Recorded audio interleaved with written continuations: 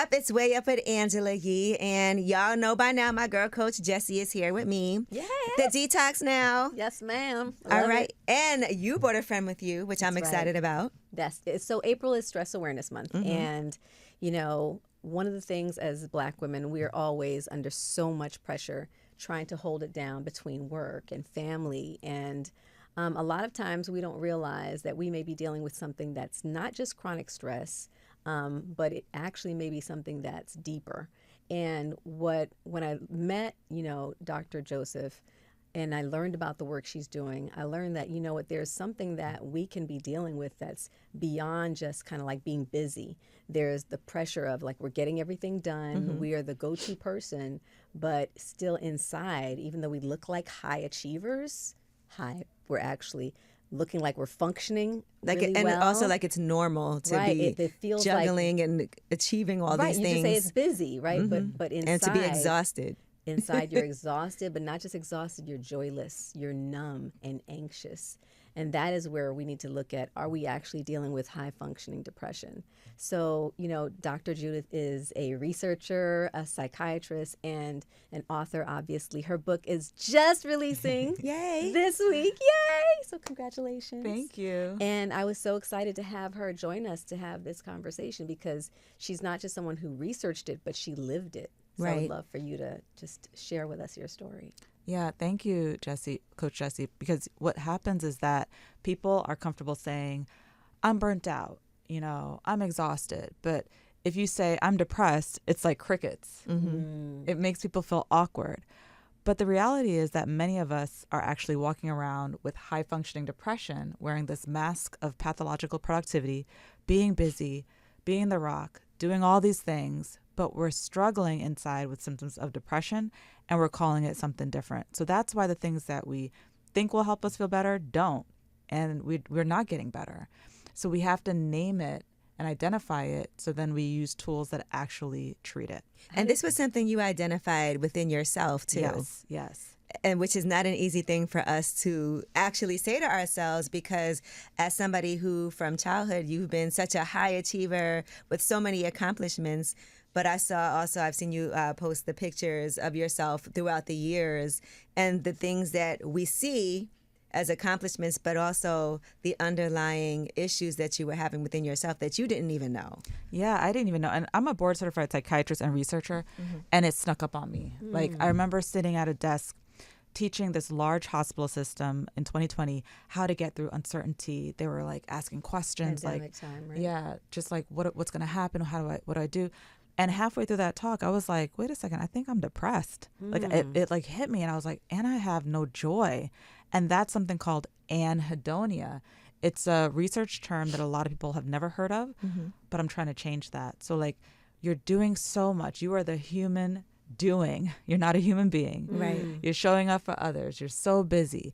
And if you sit still, you feel restless. If you're not working, you feel empty. Wow. And when I started talking about this to people, they were like, that's what it is. They just didn't have a name for it. So it's important because this can be an indicator that something is going on, that you need help. But if you go to your doctor and you're like checking all these symptoms of depression, but the last checkbox is empty because you are still functioning, you're actually over functioning. Right. They'll say, come back when you break down because we can't really do anything for you right now. I'm trying to change that. So they're sending you away, acting like everything's okay, but the truth is you are depressed. Yeah, you have these symptoms, but in order to meet criteria for depression, you have to check that final box of you're no longer functioning or you're in distress. Well, what about people who have to keep going? And what about people who don't have the words to describe what they're going through?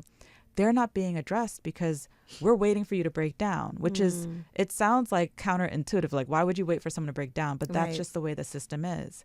But we're seeing that there's a change with like cancer. Like, people aren't saying, wait till you get to stage 3 cancer. Yeah. They're saying, let's prevent the cancer. We're seeing it with heart disease. Let's not wait for the heart attack. Let's prevent it. Or even with a stalker. They're like, we can't Everything. even do anything until true. something happens, even if you're Can in you file fear. a police Right. report? Really? Yeah. Right. Yes. They won't do anything. Yes. So what's the actual if for layman's terms, how would you define high functioning depression? So you have these symptoms of depression. You can go onto my website and you can take the test. There's a high functioning test. It's free. And you go through the symptoms of depression and you see if you have them. And the hallmark is that a lot of us are over functioning. So no matter what we do, one of the questions on there is no matter what we do, we never feel like it's enough. You keep going. And How many of But us? that's so normalized, Yes, I especially think, in a because it makes you feel like if Women. you don't feel that way, you're Right. not doing enough, Right. Yeah. in a way. But then it's also the absence, like you said, of joy and hedonia, because you always keep pushing the bar. Like, okay, I'll be happy when this happens. I do that all the time. Yes. I'm like, I'll feel better when this happens, or I'll finally have a chance. But then there's always something else after Always. that you're delaying it until you're delaying your happiness until you reach something. But then there's always It's something always more. a moving carrot, right? I'm glad you brought that up because that's exactly what people say when they come to my office. They're like, Dr. Judith, I just want to be happy. And when I ask them, like, what is happiness? They're like, oh, it's when I get that job or when I finally get a house, when I pay off my debt. It's always this idea.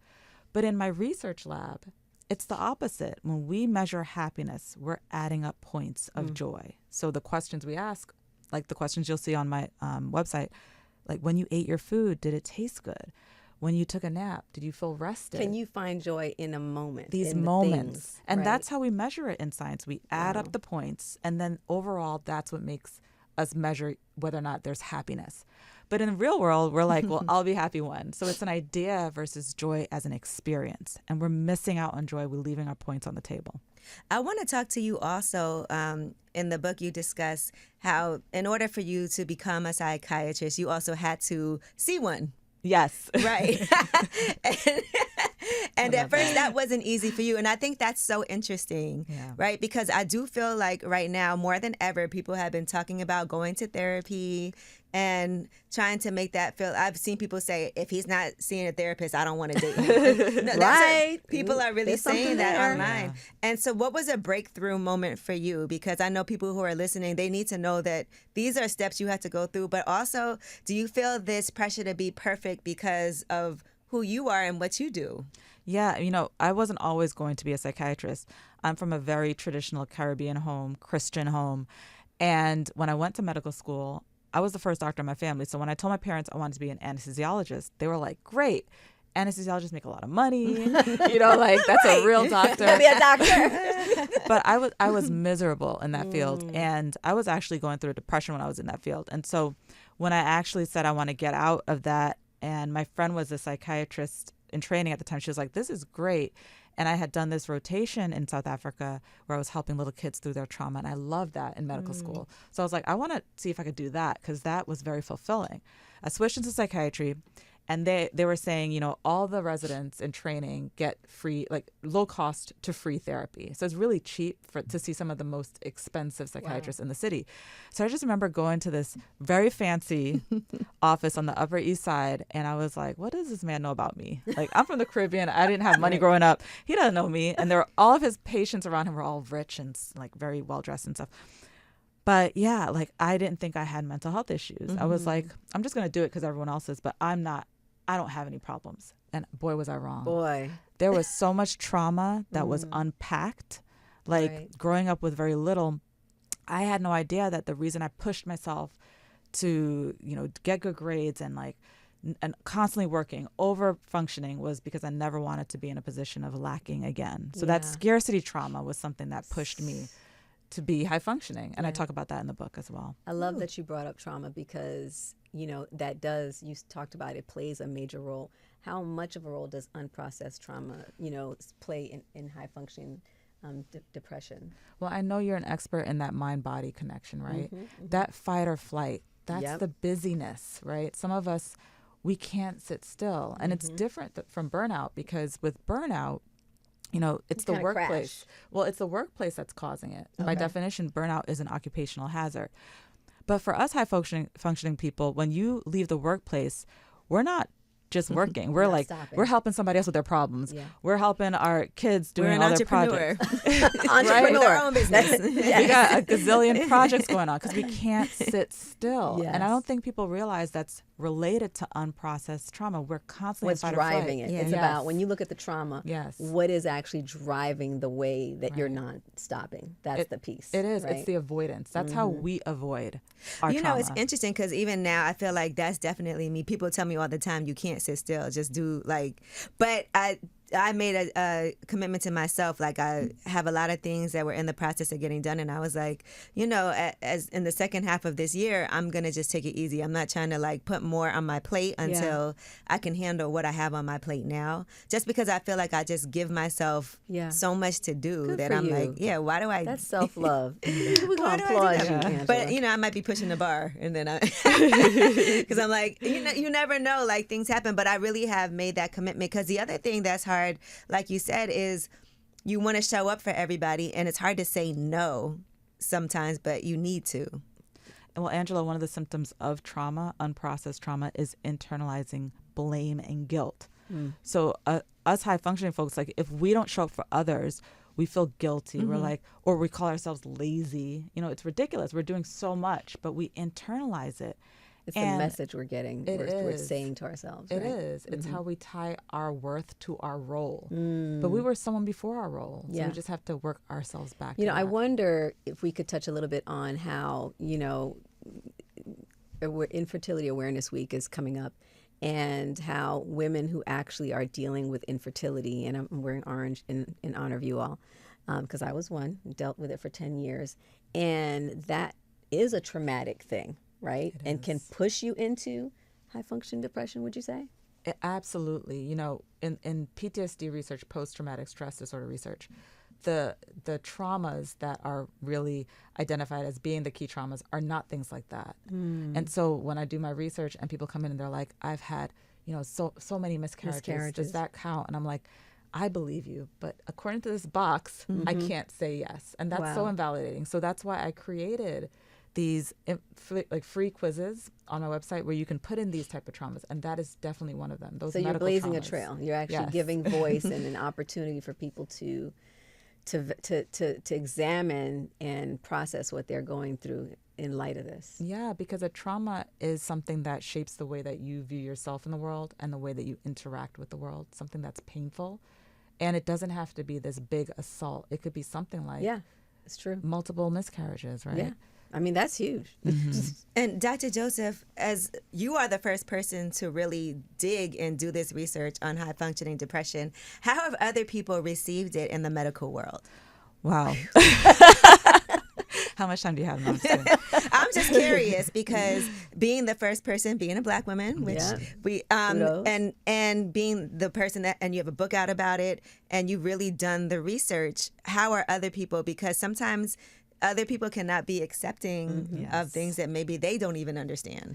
Well, initially, the feedback was, that's not a real thing. You know, let's wait. They're still functioning, which, again, I think is a broken model, right? We have to help people before they stop functioning. Initially, they said that. But then I teach at NYU. I teach medical doctors. My alma mater. Okay. What's that? NYU's my alma mater. Yay. I teach some of the young doctors how to create content to educate the public about mental health issues. And so one of the things they asked me was, can you help us create social content? Because I already taught them TV, press, radio. So I said, let me do a little test. I'll do a video on high functioning depression, a day in the life, and we'll see how it does. I thought maybe 100 people would watch it.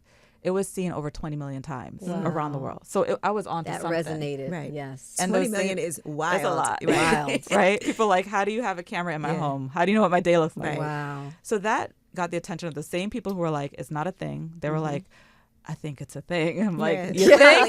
You think? I love that you blazed that though, because you saw it, you gave it voice, you put it out there, even though people were trying to tell you it wasn't even valid. Kudos to you. That's fantastic. And even doing social media, that was something that also might be like in the medical world, like, what is this? This is not the normal traditional way that we do things. It's not. And initially people were like, oh, what are you trying to be, an actor? And I'm like, I grew up in a church where my dad, he's a pastor, put us on stage 3 times a week, whether we wanted to or not. No choice.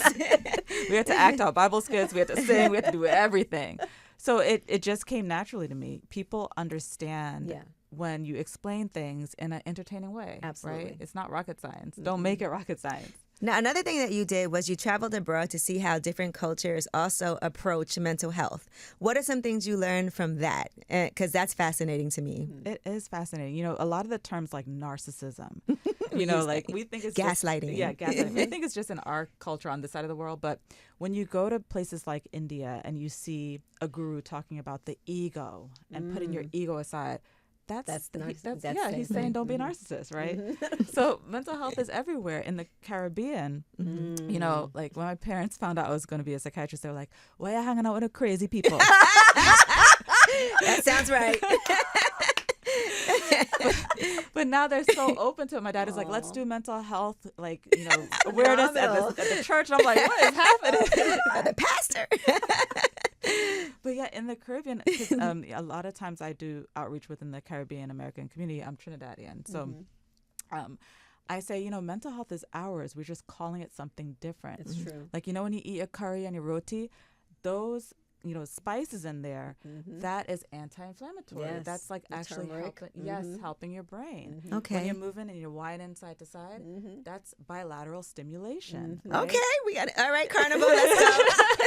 Let's go do some good. bilateral stimulation at Carnival. Coach Jesse, now it's okay for me to have curry chicken. Come on. It's anti-inflammatory. Pasture raised. All right, now another thing that you also discussed, and I think this is important, is venting. Yes. The importance of venting, but the right way to do it. Can we talk about that here? Because I think this is something that a lot of people need to understand, including myself. Absolutely. You know, venting is when you express emotions, and sometimes we trauma dump. We don't vent. Like we don't ask consent. We don't say, hey, you know, is it okay if I talk to you? We're just like, good. This happened. just, Right. And so we're not checking in to see how the other person feels. It's good. And when you're venting without intention, you're not there for a specific goal. Like when you vent, pick one or two people, talk to someone you know is going to give you feedback that's honest and not just what you want to hear, right?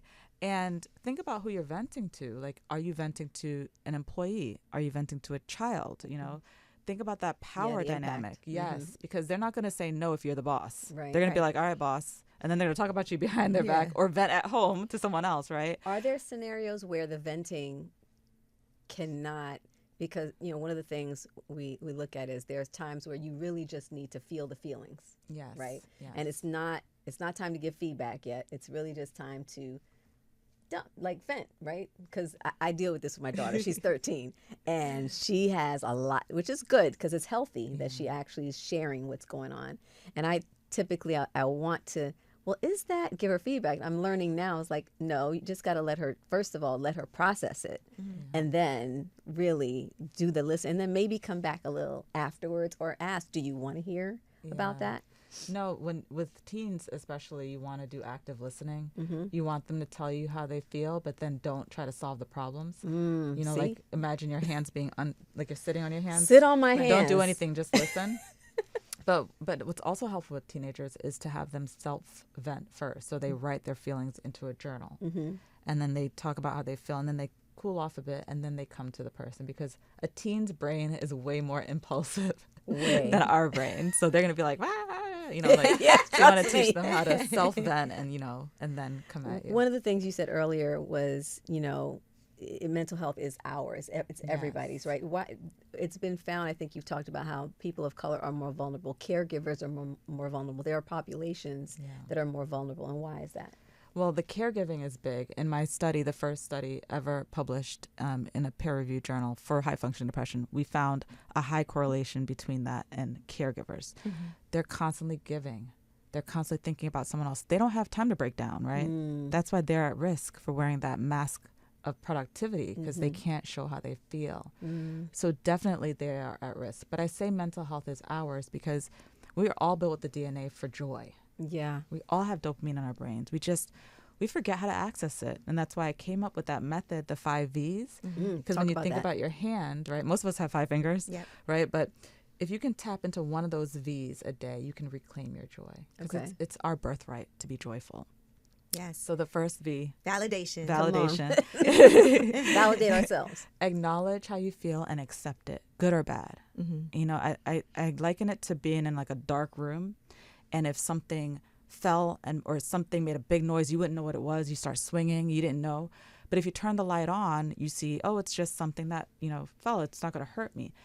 That's how acknowledging your feelings is. Okay. By acknowledging and knowing how you feel, you're decreasing the uncertainty and you're more at ease. You're increasing the safety. Yes. Right? Because when there's uncertainty, you're feeling that fight or flight. Mm-hmm. So I'll let you continue that because I want to get into the nervous system. But that's absolutely right. When you know what you're dealing with, that in itself is a therapeutic intervention because you know it now. So you know what to do next.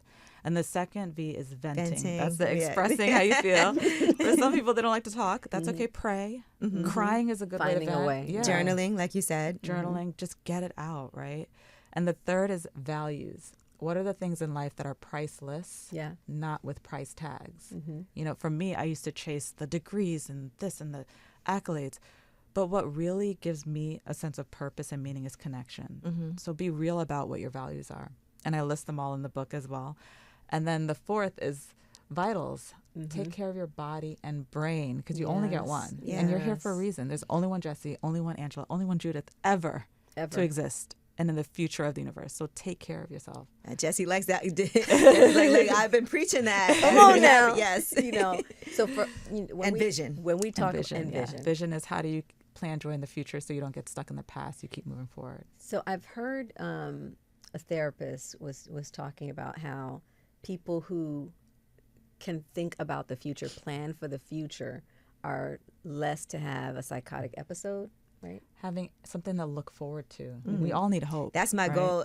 That's what I do. I do give myself things to look forward to. Even if it's like Christmas, I'm going away. It's something that I think about every day.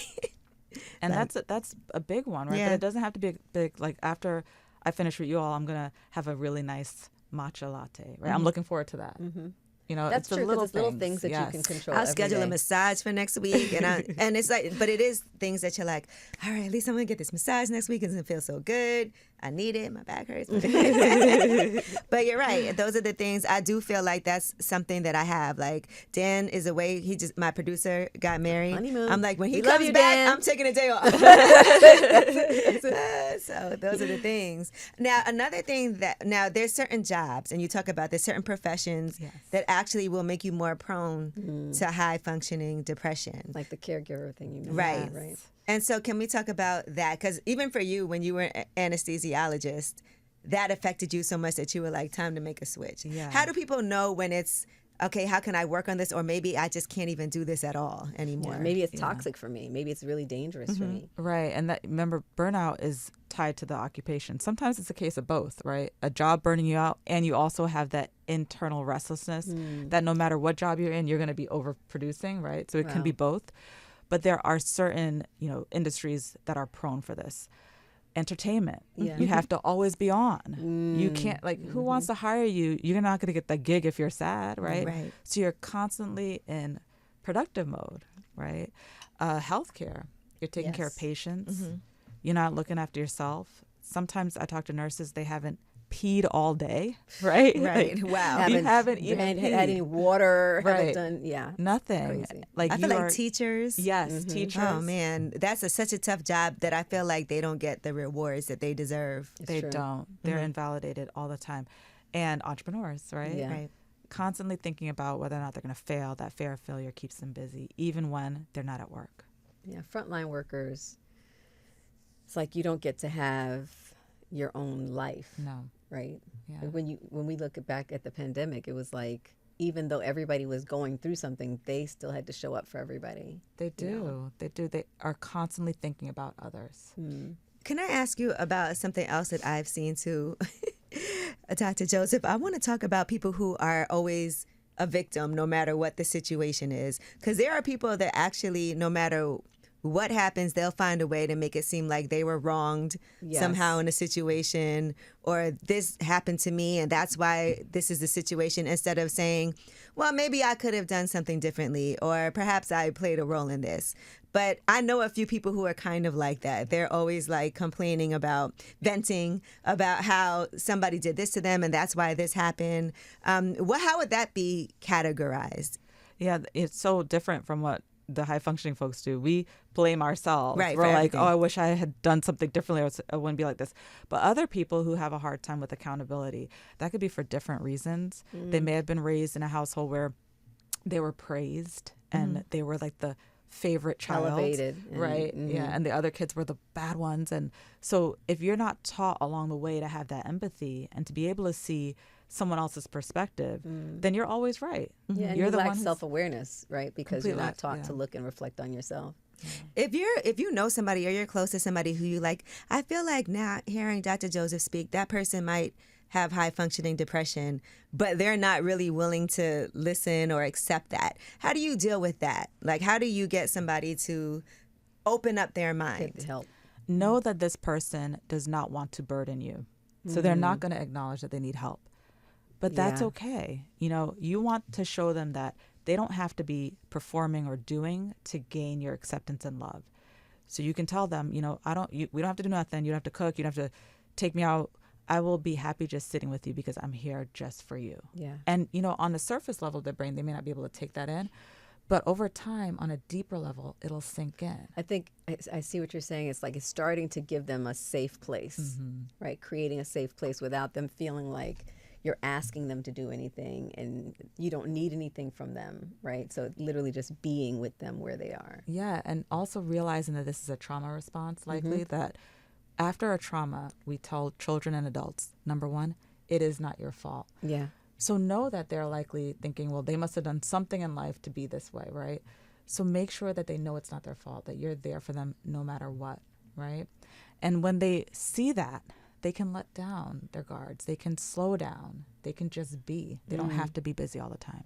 One thing you also referenced a few times in the book was getting divorced. Yes. And how hard that was. What were some of the things that you did to be able to accept that and keep it moving? Wow. Well, divorce is one of the traumas I put in the trauma inventory. Yeah. You won't find it. It's not found in the regular. You won't right. find it in the regular Go one. ahead, girl. But it is very, it is hard, you know, Right. especially if you have kids and there are financial issues involved. So I put that in there for a reason because it's one of those taboos people don't talk about. Right. For me, as someone who had to be like perfect all the time, it was very difficult for me to talk about. And I think I talk about in the book about how I didn't even tell my therapist about it. And she was like, what? Wow.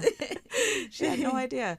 But it's important because it's something that a lot of people busy themselves to distract from. And I've seen it in my patients. When I go to these talking engagements, people say it too. It's one of those traumas that does that to you. So acknowledge it. Yeah. It's like somehow you're trying to convince yourself that it's not because something was wrong with you. Well, or that the opposite, like you think you must have done something. Right. That I'm saying I must have done something. Yes. That the And you don't want to let Yes. people down because my mom, she's Caribbean. And, Oh, yeah. And my grandparents are super religious. And so for them, it was like, divorce is a no-no. Like, you absolutely cannot. You have to figure it out. not even thinking what that could Oh, it could yeah. cause more damage staying in a relationship. Definitely. Because sometimes it feels like society looks at it like you gave up if you get divorced, instead of saying, I want happiness. My divorce content is some of the busiest. Look at the the comments is like a full-on brawl. I did this one video on generations, like looking at how boomers, Gen X, millennials, and Gen Z approach divorce. That is one of my most viral videos because people have very strong opinions about divorce. Yeah. Listen, I'm not saying I'm for it or against it, but for some people, certain unions have a season. Yeah. And after that, that's it. But it is a trauma because it's actually listed as one of the childhood adverse events under ACEs. Yeah, that's correct. Right? Actually, it's one of the highest ones, It's right? one of If them, your yeah. parents got divorced. Right. So it It is- makes So you why feel wouldn't like- it be if you were going through it? It Correct. should Yeah, be in the trauma exactly. listing too. Yes. And so do you feel like you have reclaimed your joy? 100%. I mean, I used to be so busy that my anhedonia was just like, meh, bleh. But finding a way to connect with people again, because that's my point of joy is connection through socials, through communities, through just day to day in my office with my family. That's real joy for me. And I feel like before I was chasing the values that were superficial and Wow. not tapping into the ones that brought me purpose and meaning. You know, one of the things we talk a lot about is emphasizing natural health solutions, right? And there are, healing is holistic. So yes, there's the mental health support you need. And then there are also things that actually exhibit or they mimic the symptoms because it can be vitamin deficiencies or hormonal imbalance, right? And we find that there are a lot of women who they're experiencing these things. They don't realize, well, you're actually D3 deficient, so deficient that you're feeling like this, right? Absolutely. It actually could cause exacerbated perimenopause, menopause symptoms, mimicking them actually, and then it causes the stress to be even worse in terms of the impact on your body. Talk about that. I always check, because in my lab we do blood work and so forth. I always check for vitamin deficiencies because my high functioning folks, they're not eating properly. They're like shoving the processed food, and they're not getting their nutrients, right? Yep. They're too busy. They're not getting their omegas. They're not getting their anti-inflammatories. Mm-hmm. So I check the panels because a lot of them are B deficient, vitamin D deficient, and you need these things for your brain to be happy. Yeah. I always say, like, know the science of your happiness, right? Your happiness is different than mine. Your science is different than mine. And in my book, I talk about the biopsychosocial model. Biologically, that person who's not getting the nutrients, they're going to need some help. They're going to need some support there. Yes. But someone else may not, right? And then psychologically, what is your trauma? What's your attachment style? Right. Socially, what are the habits you're engaging in? So we all have our own fingerprints, but we also all have our own biopsychosocial. So understand the science of your happiness. Learn what's pulling away from your happiness so you know how to replenish that. That's very interesting. You mentioned attachments, how when you go back to the trauma piece, some people are dealing with trauma because they never learned healthy attachments. Yeah, they never learned it. They never learned it. And they don't even understand their attachment style. They think, oh, I'm just not a relationship person. Right. No. I'm just disconnected. No, you never attached in the first place. Right. Man, well, this book is amazing. How have people received it? Well, we got it, advanced copies. You got Yes! did. Okay. It just came out yesterday, yeah. but my event was sold out. My launch party sold out. That feels good, doesn't it? So good. I was so Yeah. worried. I was like, nobody's going to come. And I'm like, oh, wow. Thank you. No, well, congratulations on that, though. Well deserved. I have to say, I was fascinated while I was reading this, taking quizzes. I was a little ashamed. I was like, "Oop, might be." What is your hope for, in this work? What do you want to see it do? I want people to take the quiz and say, oh my gosh, Anne Hedonia never knew what that was. And now I can do something about it. Right. A lack of joy is a problem. Again, everyone was born with the DNA for joy. It's your birthright. So reclaim it. And I want them to learn about ways that they can do it in a fun way. It's a book about high functioning depression, but I think it's really fun. So I think people will be surprised. You can't talk about depression without talking about happiness. So it has to put both in there. I just think of certain circumstances because I definitely took the quiz, Yes. right? And some things I got to work on. But even like reading for joy. First of all, I was an English major. I love reading. Like I read all the time. But you talk about how even for you, something that you used to find so much joy in, going to school and having to study will change that. It does. Yeah. It exhausts I used to love you. reading. It can exhaust you so much. Are you back on that now? Oh you my think? gosh. The book that made me realize how much I was missing out on joy was Michelle Obama's Becoming. And I talk about that in there as I was like, I forgot that I used to read for joy. And after I read that book, I started reading again. One of the questions is, do you find it difficult to be present while experiencing simple pleasures? I think one of the issues with that is that people are on their phones all the time. Yes. And it's really hard for people to focus at a function, at dinner, with their significant other, watching a movie, whatever it is, because they just keep on picking up their phone to do certain, It's true. to just scroll and do those things when you can't even be present in the moment. That's part of the busyness, right? You can't sit still. What do? You have to busy yourself on your phone. So before you know it, you're That's doom why. scrolling. So do you offer solutions, some tips? Yes. In terms of things that people should do. Well, for the busying with the phone, I offer my reset method. Okay. So the R is realize how socials or being online is impacting you. Okay. Because many of us don't even realize that. Is it getting in the way of your productivity? Is it making you less connected to the people that you love? Or people right around you. Right. Like, are you losing that opportunity? Yeah. Is it causing you to feel low confidence because you're constantly looking at other people? The E is educate yourself because there's data that shows that it impacts a young brain differently than an So adult true. brain. Mm-hmm. And it's emerging data, but it's important to know that and educate yourself. The S in reset is strategy. What's your plan? Are you going to limit it Right. to certain times of the day? Are you going to limit it to certain accounts you're going to follow? Is everyone in the home going to be off of the device? The next E is expectation. What are you hoping to get out of this? Are you hoping to feel better, connected, more productive, get better sleep, you know? And then the T is the thoughtfulness. In that whole process, was that plan that you put in place too rigid? Was it too relaxed? What do you have to do differently? Everyone could do the reset. I teach it to adults and to children, but it's important to have a tool because it's great to know that it's happening, but you want to have actionable things to do about it. Man, and it's a crazy time out here right now. I do want to Yeah. say that too. That's the other thing that I feel, and it's going to be interesting to me to see what the impact from, I'm sure COVID has brought a whole different set of issues, even the after effects of that. Yes. But now people are so concerned about I am people, about the economy and what's Yeah. happening. No, it's true. You know, and my family sends out these links nonstop.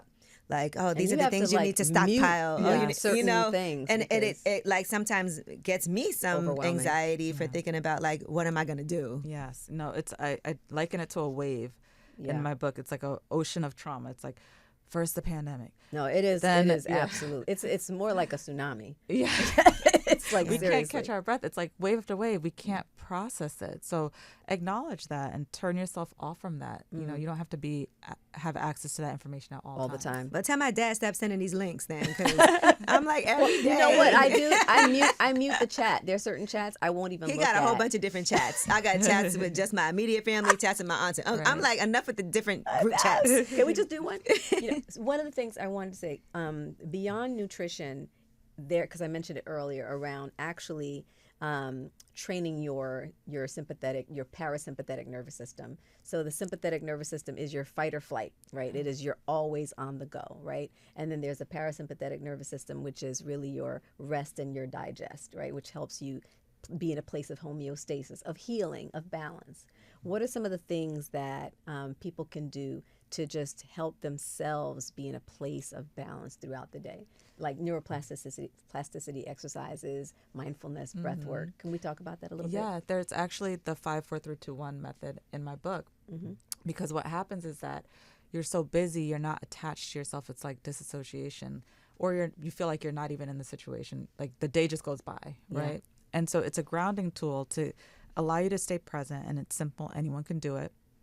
So you can pick one activity to do. It could be you're drinking your tea or whatever is beverage you have, and you're going to stay present there by saying, what are 5 things that I can see, right? And you name the 5 things that you see. What are the 4 things that I can feel, right? What are 3 things I can hear? What are 2 things I can smell? 1 thing I can taste. I love that. And when you're doing that, you're not thinking, if you're doing all the senses in one, Grounding you. yeah, you're not thinking, oh, I have a board meeting in 10 minutes, you know? You're not thinking I got to like pick up the kids after work, right? You're so present and engaged in this one activity, and you're teaching yourself that you can focus on you for just a couple of minutes. So it's a retrain of your brain that things are happening in the world, but you can still focus on you and stay present. And it's in the book, and it's very simple. It's very simple. It's like we all need to make sure we get this book. Yes, Well, absolutely. High Functioning, Overcoming Your Hidden Depression, and Reclaim Your Joy. Thank you so much for joining us today, Dr. Judith Joseph. This has been amazing. The foreword's by Mel Robbins, by the way, too, Hello. which is also, Hello. it's nice to see Pretty the two incredible. of you together in this. So Where She's can people very find it? supportive, Where can yeah. people support you? Oh, well, thank you so much for having me both. It's so lovely. You can find me at Dr. Judith Joseph on all the socials and drjudithjoseph.com. Excellent. yay. All right. Y'all, Listen, I needed this. Yes, I got to it's so work. good. I got work to do. reclaiming our joy. Joy is our resistance, right? It's, Right. The first thing is to be aware of what's going Yes, on. Let's absolutely. get that together. And I love how we match the book. right? It's Thank way up. you.